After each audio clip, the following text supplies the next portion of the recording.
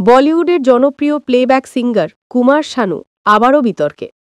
তার প্রাক্তন স্ত্রী সামনের সারিতে এসে এমন কিছু অভিযোগ করেছেন যা ইতিমধ্যেই সোশ্যাল মিডিয়া এবং বিনোদন দুনিয়ায় চাঞ্চল্যের সৃষ্টি করেছে।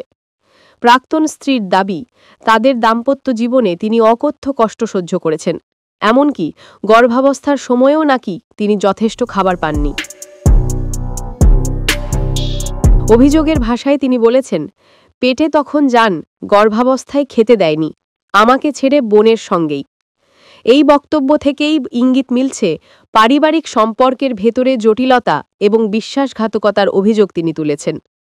কুমার শানুর ক্যারিয়ারের শুরুর দিকে তার অসাধারণ কণ্ঠস্বর তাকে বলিউডের শীর্ষস্থানীয় প্লেব্যাক সিঙ্গারদের তালিকায় নিয়ে যায়। ৯০-এর দশকে অসংখ্য সুপারহিট গান উপহার দিয়ে তিনি কোটি ভক্তের মন জয় করেছিলেন।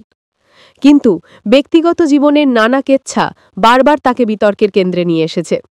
এই নতুন অভিযোগকে ঘিরে ভক্তদের মধ্যে মিশ্র প্রতিক্রিয়া দেখা যাচ্ছে। অনেকেই অবাক, আবার অনেকে মনে করছেন তারকাদের গ্ল্যামারাস জীবনের আড়ালে যে কতটা তিক্ততা লুকিয়ে থাকে, এ ঘটনা তারই প্রমাণ। এখনও পর্যন্ত কুমার শানুর পক্ষ থেকে এই অভিযোগের কোনো আনুষ্ঠানিক জবাব পাওয়া যায়নি। তবে প্রাক্তন স্ত্রীর এই বিস্ফোরক মন্তব্য আবারও আলোচনার কেন্দ্রবিন্দুতে নিয়ে এসেছে এই কিংবদন্তি গায়ককে।